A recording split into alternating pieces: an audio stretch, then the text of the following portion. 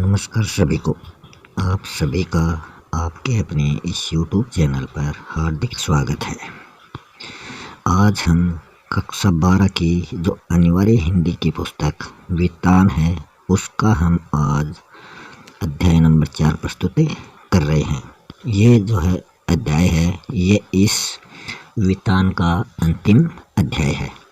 इसका नाम है डायरी के पन्ने। ये एन फ्रैंक की डायरी का अंश है। तो पहले हम इसके शब्दार्थ करते हैं, फिर इसके जो मोस्ट क्वेश्चन है वो करते हैं। हरगिज का अर्थ होता है बिल्कुल। मियानी का अर्थ होता है कमरे व छत के मध्य की जो छत होती है, कि जो कमरा होता है उसकी छत के बीच में एक छोटी छत, या जिसको लटान भी अपनी भाषा में लटान भी कहते हैं, वो होता है मियानी। पल्ला होता है दरवाज़ा। विदुर होता है जिसकी पत्नी मर गई हो, और जिसका पति मर गया हो वो होती है विधवा। अवाक का अर्थ होता है चकित। स्टॉकिंग्स का अर्थ होता है पूरी टांगों पर पहने जाने वाली जुराबें।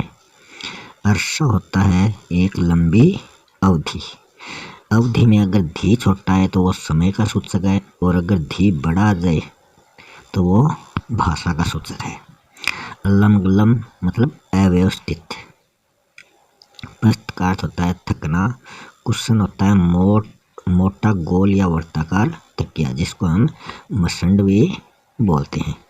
समीक्षा का अर्थ होता है परीक्षण।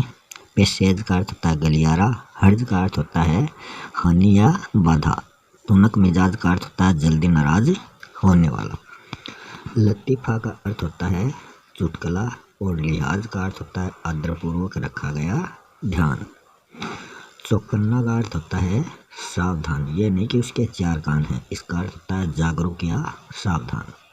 वंश वृक्ष का अर्थ होता है परिवार की परंपरा का आरेख। नर्वस होता है भयभीत, और 30 मार्क का होता है बड़ी बड़ी बातें करने वाला। सलीका होता है आचरण। केश सज्जा होती है बालों को संवारना। सांत्वना का अर्थ होता है आश्वासन। सेंधमारी का अर्थ होता है दीवार में छेद करके चोरी करना। अक्खड़ का अर्थ होता है स्पष्ट वादी। वाहियात का अर्थ होता है मूर्खता पूर्ण। उबारना का अर्थ होता है बचाना, और तटस्थता का अर्थ होता है निष्पक्ष रहना। बुत्ता का अर्थ होता है बल या शक्ति। मुहिम का अर्थ होता है अभियान। सानी का अर्थ होता है बराबरी। भर्त्सना का अर्थ होता है निंदा या फटकार। यंत्रणा का अर्थ होता है तकलीफ। गुसल खाना का अर्थ होता है स्नानागार। चिकट का अर्थ होता है तेल का मेल। तरतीब का अर्थ होता है व्यवस्थित क्रम। तरसना का अर्थ होता है व्याकुल होना। मिठाई का अर्थ होता है धृष्टता। साक्षात्कार का अर्थ होता है भेंट या मुलाकात। हिकारत का अर्थ होता है घृणा। हकदार का अर्थ होता है उचित अधिकारी। दास्तान का अर्थ होता है कहानी। फर्स्ट क्वेश्चन है, एन फ्रैंक ने अपनी डायरी में उल्लेख किया है, तो उन्होंने कितने समय का उल्लेख अपनी डायरी में किया है? 10 घंटों का, 10 महीनों का, 10 वर्षों का, आधा वर्ष, 6 माह का। तो उन्होंने जो अपनी डायरी में उल्लेख किया है वो किया है 10 दिनों का। इनमें से चारों ही ऑप्शन गलत हैं, तो इन्होंने 10 दिनों का अपनी डायरी में उल्लेख किया है।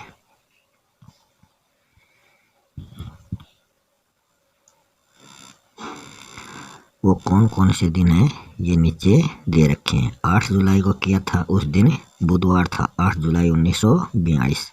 9 जुलाई को डायरी लिखी थी, 10 जुलाई को डायरी लिखी थी, 8, 9, 10 को तो कंटिन्यू डायरी लिखी थी, तो 3 दिन ये हो गए, और एक 28 नवंबर जो शनिवार था, तो 1942 में 4 दिन डायरी लिखी।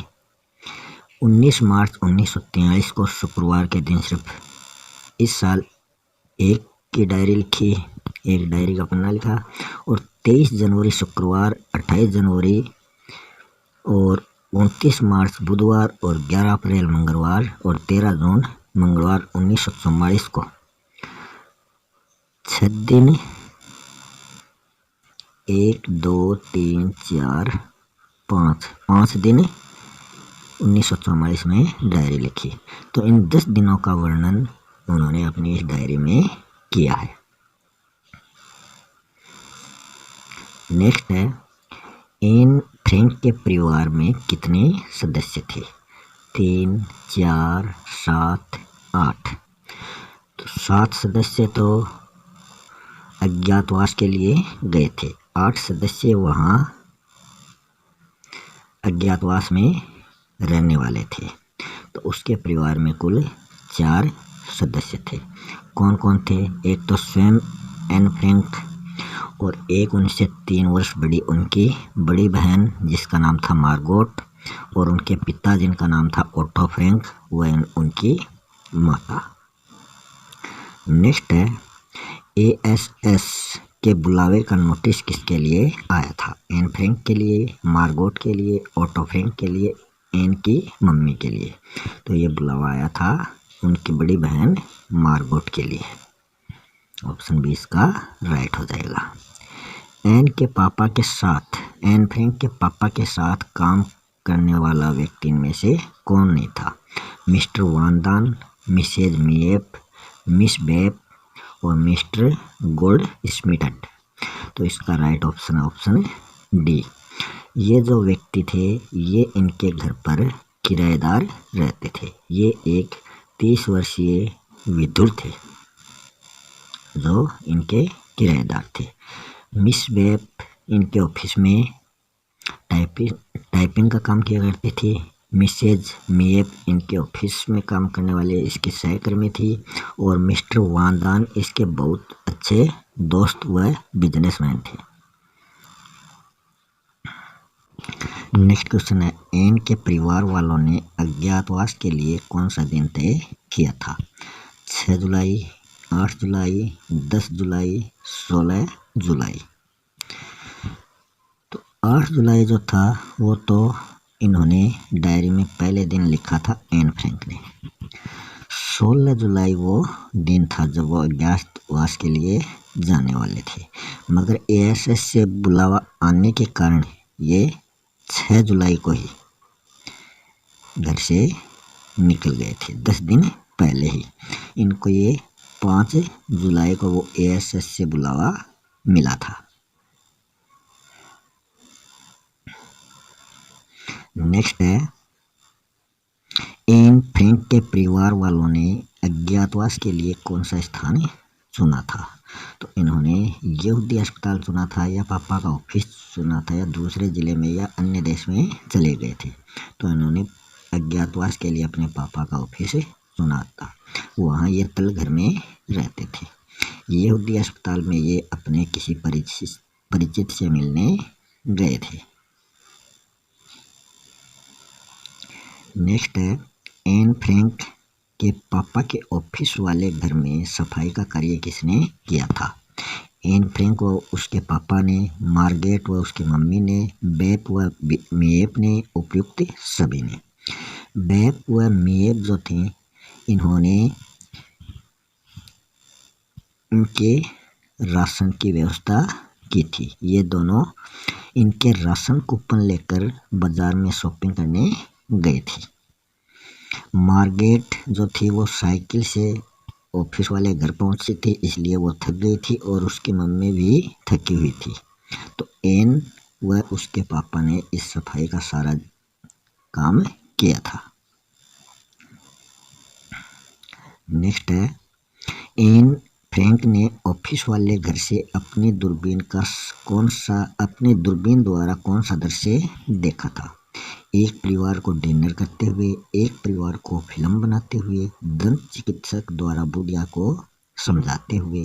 तो उन्होंने ये सभी देखा था। तो उपयुक्त सभी इसका राइट आंसर हो जाएगा। नेक्स्ट क्वेश्चन है, डैम चौक पर ट्रिक्की इंग्लैंड के पक्ष में है कि उत्साहवर्धक अफवाह किसने फैलाई थी? मिस्टर डसेल ने, जॉन गिएज ने, अखबार बेचने वाले ने, ओटो फ्रैंक ने। ओटो फ्रैंक जो थे वो तो एन फ्रैंक के पिता थे। ये अफवाह फैलाई थी अखबार बेचने वाले ने। जॉन गेज जो थे ये मीएप के पति थे और मिस्टर डसेल जो थे ये बाबा आदम के ज़माने के मास्टर थे। नेक्स्ट क्वेश्चन है 1000 गिल्डर के नोट आगामी वर्षों के लिए अनुमानित कर अदायगी में किसने निपटा दिए थे। ये जो 1000 गिल्डर के नोट थे इनको सरकार ने बंद कर दिया था, गैर कानूनी घोषित कर दिया था। ऑटो फ्रैंक के ऑफिस वालों ने, गेज एंड कंपनी ने, दंत चिकित्सक ने या उपयुक्त सभी ने। तो इसका राइट ऑप्शन हो जाएगा गेज एंड कंपनी ने। नेक्स्ट है हिटलर के घायल सैनिकों से हुई रेडियो वार्ता में सैनिक ने क्या क्या जवाब दिए थे कि उसका नाम हेनरिक सापेल है, वह स्टालिनग्राद स्थान पर जख्मी हुआ था, उसके दोनों पांव बर्फ की वजह से गल गए थे और बाएं हाथ की हड्डी टूट गई थी। तो इसका राइट ऑप्शन हो जाएगा उपयुक्त सभी। एन फ्रैंक को हर सोमवार सिनेमा एंड थिएटर पत्रिका की प्रति लाकर कौन देते थे। पीटर, मिस वेब, मिस्टर कुगलकर और एक डच अध्यापिका। एक डच अध्यापिका जो थी उनके पत्रों को इकट्ठा करने का काम या संभालने का काम इनकी बहन मार्गोट करती थी, जो बाद में पिता के मना करने पर उन्होंने उनके पत्र ठीक करने से मना कर दिया था, छोड़ दिया था। पीटर इनका प्रिय दोस्त था। मिस बेब जो थी वो अपने बॉयफ्रेंड के साथ हर रविवार को सिनेमा देखने जाती, तो उससे पहले शनिवार को वो एन फ्रैंक को उस फिल्म के बारे में बताती कि वो कल ये मूवी देखने जा रहे हैं। तो इसका राइट ऑप्शन हो जाएगा मिस्टर कुगलकर उनको ये पत्रिका लाकर देते थे। नेक्स्ट, एन फ्रैंक का रविवार का दिन कैसे गुजरता था। प्रिय फिल्मी कलाकारों की तस्वीर अलग करने व देखने में, कहानियाँ और चुटकुले सुनाने में, अपने डायरी को लिखने में, अपने दोस्तों के साथ पिकनिक मनाने में। तो इसका राइट ऑप्शन हो जाएगा ऑप्शन ए। फ्री नीदरलैंड्स दल का क्या कार्य था कि वो कौन से कार्य करता था। नकली पहचान पत्र बनाने का, अज्ञातवास में छुपे लोगों को वित्तीय सहायता देने का, युवा ईसाइयों के लिए रोजगार तलाशने का या उपयुक्त सभी। तो इसका राइट ऑप्शन हो जाएगा उपयुक्त सभी। नेक्स्ट क्वेश्चन है युद्ध के बाद युद्ध का वर्णन करने वाली डायरियों और पत्रों को संग्रहित करने की बात किसने कही थी। जॉन व मिस्टर क्लीमेन ने, हिलवर्सम ने, केंद्रीय मंत्री मिस्टर बोल्केस्टिन ने, लंदन के डच प्रसारण में, उपयुक्त सभी ने। तो इसका राइट ऑप्शन हो जाएगा उपयुक्त सभी ने। अब इस उत्तर की व्याख्या देख लेते हैं। जो ऑप्शन ए था उसके बारे में है अज्ञातवास में छुपे या भूमिगत लोगों के बारे में बातचीत करना अच्छा लगता था, किनको, जॉन व मिस्टर क्लीमेन को। और ऑप्शन बी है अज्ञातवास के लिए राशन कार्ड जारी करने का कार्य कौन करता था, हिलवर्सम संस्था करती थी, हिलवर्सम में ये किया जाता था। नेक्स्ट है 26 मार्च 1944 को ब्रिटिश वायुयानों ने इजमुइडेन शहर पर गोला बारूद बरसाया, वो कितना था, 350 टन, 7.5 टन, 550 टन, 60 टन। तो इसका राइट ऑप्शन हो जाएगा ऑप्शन सी। तो इसमें ब्लैक मार्केट में 7.5 गिल्डर के जूते का एक तला मिलता था। राशन कार्ड न होने पर एक कार्ड के 60 गिल्डर देने पड़ते थे। समाज में पुरुषों के समान ही महिलाओं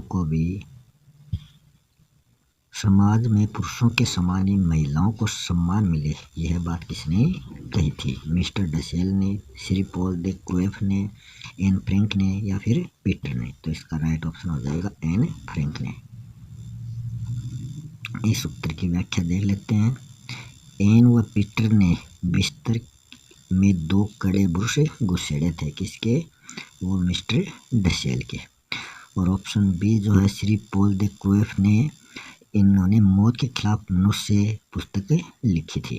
पीटर जो था वो एन फ्रैंक का हम उम्र था जिससे वह प्यार करती थी।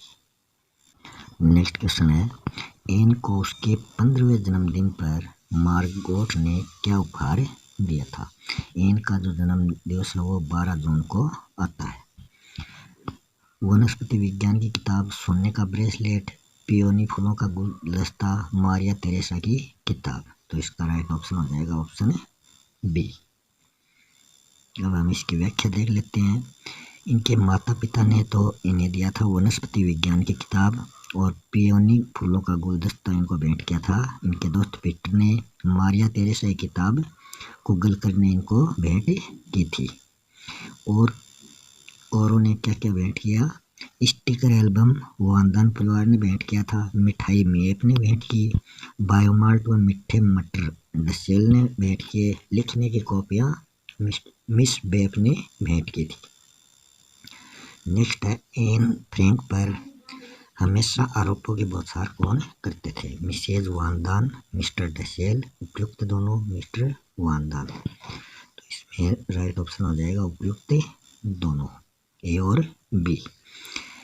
मिसेज वानदान और मिस्टर डसेल दोनों को एन फ्रैंक जड़बुद्धि व मूर्खाधिराज मानती थी। और मिस्टर वानदान जो ऑप्शन डी है, ये ऑफिस के गोदाम में सेंध मार घुसने पर पुलिस चिल्लाए थे।